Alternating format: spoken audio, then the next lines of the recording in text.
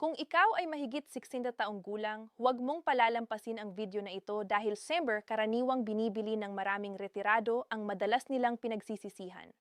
At maaaring isa ka rin sa mga maaapektuhan kung hindi ka mag-iingat ngayon. Sa video na ito, pag-uusapan natin ang mahalagang SSS pension payment updates at ang totoong sitwasyon ng pension crisis sa Pilipinas na dapat malaman ng bawat senior citizen at pamilya nila. Kung gusto mo ng mga ganitong malinaw at direktang impormasyon na para talaga sa mga retirees at pensioners, huwag kalimutang mag-subscribe ngayon. Dahil ang channel na ito ay ginawa para sa mga taong gusto ng totoo at kapakipakinabang na updates tungkol sa kanilang pensyon at kinabukasan. Alam mo ang pakiramdam na iyon? Yung bigla kang nagising isang umaga, nakaupo sa tabi ng bintana, hawak ang mainit mong kape, at naisip mo, bakit ko ba binili iyon? Hindi lang ito basta-basta na pag-aalala. Para sa milyon-milyong matatanda sa buong mundo, lalo na dito sa atin, ang mga desisyong pinansyal pagkatapos magretiro ay kadalasang nagdudulot ng panghabambuhay na pagsisisi. At ang nakakasakit pa, hindi sila nahirapan kumita ng pera. Nahirapan silang pigilan ang kanilang sarili na gumastos ng hindi tama. Ngayon, nandito tayo para pag-usapan ang mga bagay na hindi laging sinasabi ng mga financial advisor sa iyo. Hindi ito mga abstraktong teorya. Ito ay mga tunay na kwento, tunay na pagkakamali at tunay na aral na nakuha ng mga taong nagretiro na bago ka. Kung ikaw ay nasa 60 taon na o papalapit na diyan o minamahal mo man ang isang tao sa edad na iyan, pakinggan mo ito ng mabuti.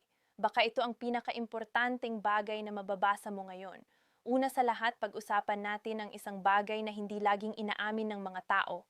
Ang pagreretiro ay hindi katapusan ng paglalakbay, ito ay simula ng pinakakritikal na yugto ng iyong buhay sa pananalapi. Sa loob ng 20, 30 o kahit 40 taon, pagkatapos ng iyong huling araw sa trabaho, ang bawat pesong iyong gagastusin ay magmumula sa isang tangke na hindi na mapupuno pa. Iyon ang realidad. At sa harap ng realidad na iyon, hindi mapagpapaliban ang tamang desisyon. Ang unang bagay na pinagsisisihan ng napakaraming retirado ay ang pagbili ng masyadong malaking bahay para sa kanilang retirement years. Naiintindihan natin ito. Matagal na nilang pinaghandaan ang araw na iyon. Ang araw na makakauwi sila sa isang magandang tahanan, maluwag, may hardin, may silid para sa mga apo na bibisita.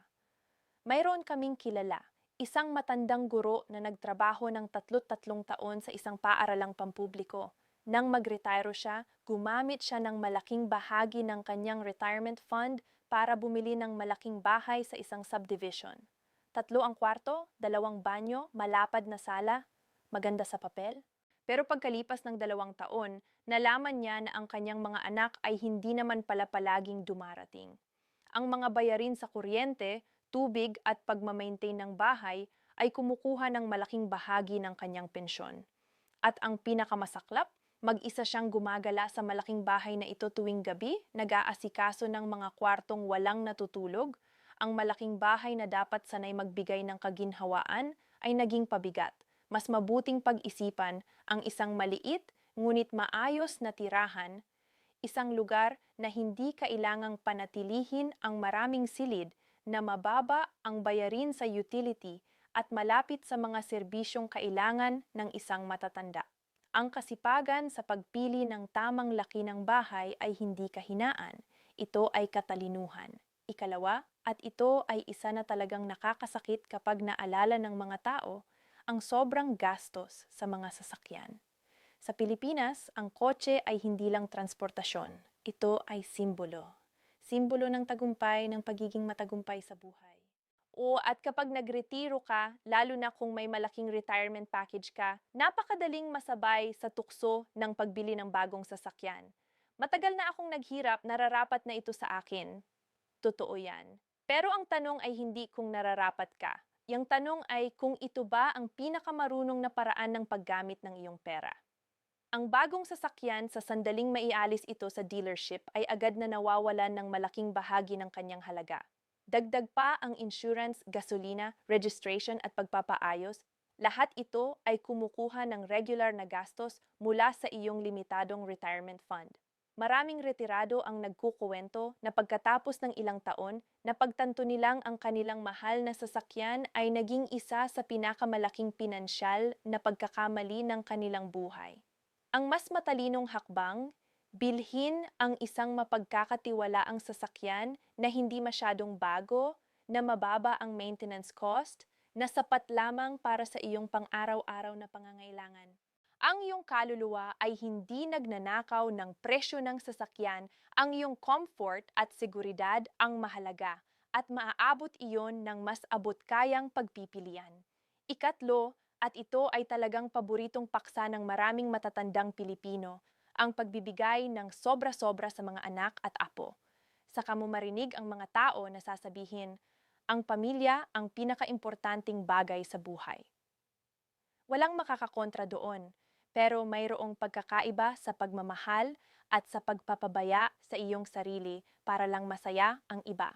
Nakita natin ito ng napakaraming beses, ang isang lolo na nagbigay ng pera para sa down payment ng bahay ng kanyang anak. Ang isang lola na nagbayad ng tuition ng kanyang mga apo sa kolehiyo. Ang isang retiradong guro na nagbibigay ng allowance sa kanyang mga paboritong pamangkin. Lahat ito ay gawa mula sa puso. Ngunit kapag lumipas ang mga taon, natuklasan ng maraming retirado na nawala ang kanilang emergency fund.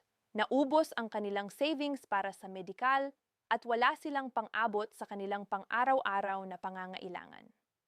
Ang masaklap pa rito, hindi palaging nagpapasalamat ang mga tinanggap ng kanilang kabutihan. Hindi ito sinasabi para maging malupit tayo o makasarili. Sinasabi ito para ikaw ay maprotektahan. Ang pinakamagandang bagay na magagawa mo para sa iyong pamilya ay ang hindi maging pabigat sa kanila. Kung ikaw ay may sapat na savings at malusog na pera, hindi ka hihingiin ng tulong sa iyong mga anak. Mahal sila, ngunit mahalin mo rin ang iyong sarili. Ikaapat, at ito ay isa na bihirang pag-usapan, ang pagbili ng mga negosyo o investment na hindi mo naiintindihan. May isang kilalang parirala na sinasabi ng mga matalentahang investor, never invest in something you don't understand. Simple pero napakaraming retirado ang lumalabag dito. Pagkatapos makatanggap ng malaking retirement package, bigla silang naging interesado sa lahat ng uri ng negosyo. Franchise, real estate flipping, stock market, cryptocurrency, MLM, at iba pa. Hindi dahil sila ay talagang nag-aral tungkol doon, kundi dahil may nagsabing kumikita dito, subukan mo rin. At sa loob ng isang taon o dalawa, ang pera na matagal nilang inipon ay naglaho na parang usok. Ang retirement fund ay hindi ito ang panahon para mag-eksperimento. Ito ang iyong safety net, ang iyong pangkabuhayan para sa mga susunod na dekada. Bago ka mag-invest ng kahit anong pera, tanungin mo ang iyong sarili ng 3 beses, naiintindihan ko ba ito? Sigurado ba akong hindi ko mawawala ang pera? May plano ba ako kung mangyari ang pinakamasamang senaryo? Kung hindi mo masagot ng may tiwala ang 3 tanong na yon, itigil mo muna at huwag magmadali. Ang ikalima, donto ang pinakasutil, pinakatahimik na pagkakamali na ginagawa ng mga retirado, ang pagpapabaya sa kanilang kalusugan habang gumagastos ng malaki sa mga bagay na hindi mahalaga. Naririnig natin ang mga kwento ng mga taong nag-retire ng may magandang health, pero pagkatapos ng ilang taon, nahirapan na. Hindi dahil bigla silang nagkasakit, kundi dahil matagal na nilang pinapabayaan ang kanilang katawan. Hindi sila pumunta sa regular na check-up dahil mahal. Hindi sila kumain ng tama dahil matamis lang naman ang buhay. Hindi sila nag-exercise dahil matanda na ako.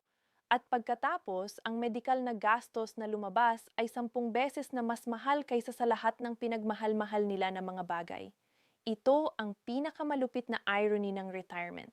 Ang mga taong naggugusto sa malaking kotse, malaking bahay at magagarang damit pero hindi nag-iisip na mag-invest sa kanilang sariling kalusugan. Ang katawan ay ang unang sasakyan na mayroon ka at ito ay hindi na mabibili ng bago kapag nasira na. Ang regular na check-up, tamang nutrisyon, maayos na pahinga at sapat na ehersisyo, ito ang pinakamagandang investment na maaari mong gawin sa iyong golden years. Bago tayo magtapos, nais ko na sabihin ang isang bagay na hindi palaging sinasabi ng mga financial guro. Ang pagreretiro ay hindi lamang tungkol sa pera. Ito ay tungkol sa karunungan. Ang karunungang makilala ang pagkakaiba ng tunay na pangangailangan at ng pansamantalang kagustuhan. Ito ay tungkol sa tapang, ang tapang na sabihing hindi, kahit na ang lahat ay nagsasabing, sige na. Ito ay tungkol sa pagmamahal sa sarili, na sapat sa antas na hindi mo hahayaang ang iyong sarili ay maabuso ng iyong sariling mga desisyon. Ang mga taong pinakamasaya sa kanilang retirement ay hindi laging ang mga pinakamayaman.